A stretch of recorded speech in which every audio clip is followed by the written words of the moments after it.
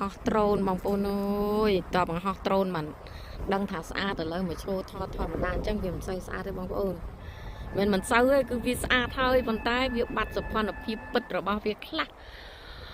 ហើយថានៅខ្មែរវាស្អាតប៉ុន្តែឥឡូវមកដល់ប្រទេសអាល្លឺម៉ង់វិញហើយនេះឡានទំនើបរបស់ខ្ញុំចាតែប៉ុណ្ណឹងបងប្អូនវាលស្រែដល់ល្វឹងល្វើយផ្កាដ៏ស្រស់ស្អាតនេះបងប្អូនអូបងប្អូនមើលខៀវលឿងក្រហមចម្រុះពណ៌តែម្ដងគឺថាអូយស្អាតខ្លាំងណាស់ស្អាតមែនតើតែម្ដងណាបងប្អូនអស់តួហ្មងណាហើយខ្យល់វឹងចឹងទៀតហើយបងប្អូនមើលណែអូយមើលស្មៅនិយាយថាពីស្មៅនេះមិនបាច់ដាំទេគឺថាវាដកខ្លួនឯងមកល្វឹងល្វើយតែម្ដងបងប្អូនណ៎ចាំមើលពួកខ្ញុំទៅថតពីខាងនោះមកវិញទៀតបងប្អូនណា